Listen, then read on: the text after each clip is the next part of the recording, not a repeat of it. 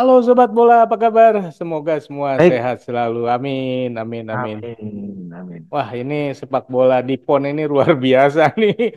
Aslinya timnas, aslinya pemain sepak bola Indonesia tuh ya di situ tuh kayak gitu aslinya itu. Itu setelan Iya, pabriknya iya. kayak gitu. Bener nggak, bro?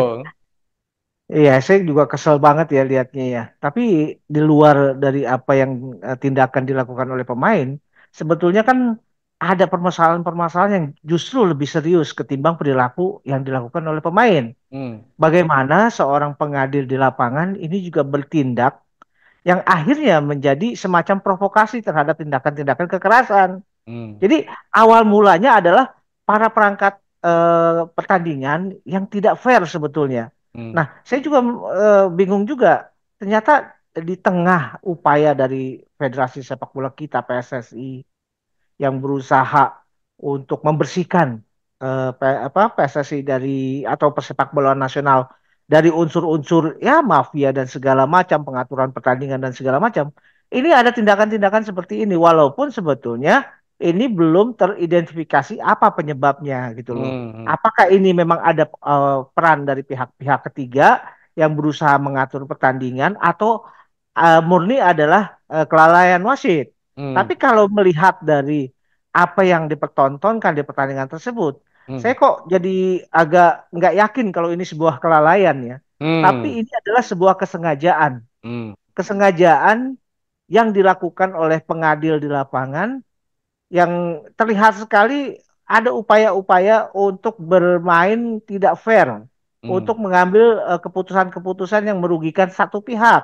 Dalam hal ini kesebelasan dari Sulawesi Tengah ya, ketika Sulawesi menghadapi Selatan, bukan? Sulawesi Tengah. Oh, tengah ya, benar. Oke. Nah, Sulawesi Tengah ketika menghadapi tuan rumah Aceh gitu loh. Nah, bagaimana kemudian upaya atau apa yang dilakukan oleh pengadil ini justru itulah yang merusak pertandingan sesungguhnya, bro. Saya lihat Hmm. sih. Ini kan PSSI lagi bebenah gitu ya, wasit-wasit dilatih oleh pelatih wasit dari Jepang gitu. Masih ada yang Betul. kayak gini. Aslinya ini yang wasit Indonesia nih aslinya kayak gini. Iya, ya makanya gini kan sebetulnya wasit sendiri ya kalau misalkan dibiarkan untuk melakukan tindakan-tindakan objektif, artinya saya sih masih punya keyakinan bahwa mereka juga paham dengan aturan permainan yang berlaku ya. Hmm, Nah, cuma persoalannya ada kekuatan-kekuatan dari pihak ketiga yang berusaha mengatur gitu hmm, loh, yang menjadi sutradara di luar lapangan. Nah, ini yang sebetulnya lebih mengkhawatirkan gitu loh. Di saat kita lagi berbenah, PSSI berbenah bahwa dulu kan sangat ini ya sangat santer bahwa Liga Indonesia tuh dikendalikan oleh mafia gitu loh. hmm, hmm. Nah, sekarang ketika mafia itu sudah tidak punya tempat di liga, mereka mencari tempat yang lain, ekosistem yang berbeda.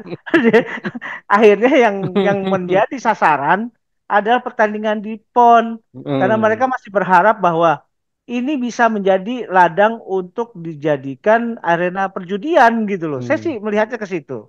hmm, Jadi kalau misalkan apa yang dilakukan oleh wasit dengan melakukan kebijakan-kebijakan yang salah itu saya melihat di pertandingan ini bukan sebuah kelalaian, ya, tapi ini adalah murni kalau saya melihat ini adalah tindakan yang memang yang sistematis gitu loh, hmm, dilakukan gitu loh. Karena ada kekuatan-kekuatan di luar lapangan yang mengendalikan ya. gitu, Bro. Ya, ini kasus-kasus yang seperti ini kan juga di level internasional juga terjadi. Contohnya adalah ketika Indonesia di babak playoff menuju Olimpiade juga kan sama lah mirip-mirip lah ya gitu. Kemudian juga permainan dengan Qatar ya gitu-gitu juga gitu. Cuman kalau yang ini kayaknya memang ini ya Hmm. apa sangat vulgar gitu. Ya, justru itu yang saya kaget juga bahwa tindakan ini kan begitu vulgar ya dilakukan ya. Vulgar artinya kebijakan atau keputusan dilakukan wasit itu juga kelihatan vulgar sekali. Hmm, Ada keberpihakan. Kemudian tindakan yang dilakukan pemain juga mungkin mereka dia oknum tersebut, oknum pemain tersebut sudah tidak mampu menahan emosinya, itu juga Mhm. terlihat sangat vulgar. Hmm. Jadi ya dengan kata lain bahwa PSSI juga harus mulai melirik bahwa sebetulnya ada lahan-lahan yang bisa dimasuki oleh mafia-mafia selain dari liga yang sudah tertutup gitu loh. Hmm. Liga Hmm. mungkin saat ini sudah ini ya, sudah lebih terprotek ya dari hal-hal yang demikian. Hmm. Apalagi kemudian PSSI juga pembenahan bukan cuma di apa di tingkat klub, tapi juga di pemain, tapi Hmm. juga mulai melibatkan perangkat pertandingan, wasit yang juga selalu mendapatkan semacam workshop dari wasit-wasit luar Hmm. biar mereka terupdate ke pengetahuan mengenai keputusan atau apa rule of the game di pertandingan. Kemudian ada juga upaya untuk mulai memberlakukan VAR. Itu juga kan adalah upaya untuk menekan atau mengurangi tingkat kesalahan dalam pengambilan keputusan wasit gitu loh, Bro.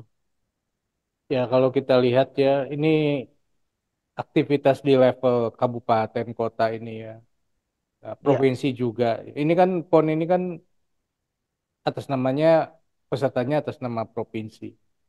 Tapi ya, kalau betul. yang terjadi di PON kali ini itu kelihatannya bukan cuman sepak bolanya, tetapi juga penyelenggaraannya juga, waduh, kusut. Mulai makanannya lah, ininya itunya lah, sampai ada yang tempatnya juga, tempat tidurnya, wah, adalah kusut lah. Tapi menurut saya ini adalah cermin ya, bukan cermin. Ya, ya itulah Indonesia tuh kayak gitu sebenarnya gitu. Nah Ya, mungkin kita nggak usah bahas itu deh, tapi kita gesernya adalah ke pemainnya aja sama wasit ya. Dimana betul. mungkin kalau pemainnya yang udah terlalu emosi, ya Indonesia waktu di playoff Olimpiade juga hampir ya, hampir mau tidak melanjutkan permainan, tapi kan kenyataannya tetap main karena ada sesuatu yang tetap harus diperjuangkan gitu. Nah, Betul. mungkin ini juga harusnya adalah di level itu ya. Dan kemarin ada satu mantan dubes yang ngomong katanya, wah pemain timnas ini orang luar semua. Tapi kalau diisinya kayak pemain kayak gini gimana? Ya, memang belakangan ini kan timnas sendiri dengan begitu banyaknya eksposur dari media, eksposur dari masyarakat, akhirnya ini seperti madu yang dikerubungi oleh lalat-lalat gitu loh, Bro. Hmm, Jadi eh, justru ini semacam komoditas yang lagi hot ya. Kalau kita membicarakan mengenai timnas, hmm, apapun motivasinya dari orang-orang yang berkomentar tentang timnas, tentu ini juga melihat konsekuensinya adalah pernyataan-pernyataan oleh orang-orang tersebut itu akhirnya menjadi tereksposur juga gitu loh. hmm, hmm, Nah, kita juga nggak tahu apa ininya ya motivasi di belakang dari pernyataan-pernyataan tersebut. Nah, sebaiknya sih kalau saya melihat bahwa apa pencapaian yang dilakukan oleh PSSI sekarang, ini kita tidak lagi mundur ke belakang, kita hmm, tidak lagi ada dikotomi mana pemain-pemain lokal, mana pemain naturalisasi. Karena kalau kita melihat ke apa ya bagaimana fenomena yang terjadi di dunia, kita contohkan seperti ini aja lah. Ketika Maroko tampil di Piala Dunia yang kemarin, itu kan eh, hampir boleh dibilang hampir 85% dari pemain-pemain Maroko itu adalah pemain-pemain diaspora mereka gitu loh. hmm, Banyak pemain di Maroko yang bukan kelahiran dari tanah kelahiran yang ada di Maroko, tapi hmm, mereka lahir di Belanda, hmm, lahir di Spanyol, lahir di Kanada, lahir di Perancis. Seperti Hakim Ziyech. Hakim Ziyech besar dan lahir di Belanda. Dia juga mengecap pendidikan sepak bolanya di Belanda. Bahkan Hakim Ziyech juga ditawari oleh Marco van Basten untuk memperkuat timnas Belanda, tapi dia hmm, menolak. hmm, Menolak dia. Dia lebih memilih tanah leluhurnya lah gitu loh. hmm, hmm, Tanah leluhurnya Maroko. Kita Ashraf Hakimi itu juga dari lahir dan besar di Perancis gitu loh. hmm, Bahkan ketika Maroko mengadakan TC itu yang membingungkan juga buat para reporter TV internasional karena di TC itu yang berseliweran adalah bahasa Belanda, bahasa Perancis, bahasa Spanyol, bahasa Inggris gitu. Karena semua pemain-pemainnya itu membawa bahasanya masing-masing. Hmm. Bono, Bono lahir dan besar di Kanada gitu ya. Itu kipernya gitu. Ashraf Hakimi, kemudian apa Hakim Ziyech. Nah, ini kan sebuah fenomena yang wajar gitu loh. Hmm. Kenapa mereka kok bisa menerima gitu loh. Hmm. Dan itu tetap aja rakyat Maroko, pemerintah Maroko, bahkan FIFA sekalipun itu mengapresiasi Hmm. pencapaian yang dilakukan oleh Maroko di Piala Dunia. Mereka bisa menjadi semifinalis gitu loh. Hmm. Buah dari mereka bisa bermain memakai pemain-pemain diaspora. Hmm. Tapi kalau yang demikian kemudian masih menjadi kontroversi di Indonesia, saya pikir kok jadi mundur gitu loh. Hmm. Baiknya sih hal-hal yang demikian tidak perlu ditanggapi serius. Ya. Biarkan saja apa yang dilakukan oleh PSSI, apa pencapaian yang saat ini targetnya adalah seperti apa. Hmm. Sementara kita sudah masuk fase ketiga kualifikasi Piala Dunia dan hasilnya pun juga tidak buruk gitu loh. Hmm. Bahkan Hmm. ini memunculkan sebuah harapan gitu loh, Ya, bro. ya. Jadi kita nggak usah hirau dengan omongan macam-macam orang seperti itu ya bro. Ya mungkin kalau dulu disebutnya Cooper ya, kurang pergaulan atau enggak apa ya, istilah zaman sekarang mungkin apa istilahnya Kudet kurang kudet, update. nah, kurang update gitu ya. Ya mungkin dia lagi nyari panggung aja ini. Aduh, sorry ya bercanda ya itu ya. Mungkin niatnya bukan itu ya, pengen jadi caleg mungkin. Caleg malah ke situ. Oke, jadi menurut saya adalah apa yang terjadi di PON ini adalah itulah eh, apa ya namanya kualitas sepak bola Indonesia yang asli. Saya nggak tahu ini tuh aslinya itu mereka pemain dari mana, apakah dari Liga 1, 2, 3, 4, 5, Liga 100 kali atau dari Tarkam atau dari mana kita nggak tahu ya. Tiba-tiba mereka bermain bermain seperti itu gitu. Ya, Tapi gini bro, saya agak kurang setuju juga ya kalau dibilang bahwa inilah gambaran sepak bola Indonesia yang asli. Karena saya berpikir ini bukan gitu loh, bukan hmm, dari gambaran sepak bola Indonesia yang asli. Karena kalau sepak bola itu diletakkan sebagai sebuah momentum untuk membangun sportivitas, artinya sportivitas itu bukan cuma dibangun di tingkat pemain, tapi hmm, sportivitas itu juga dibangun dari tingkat pembina.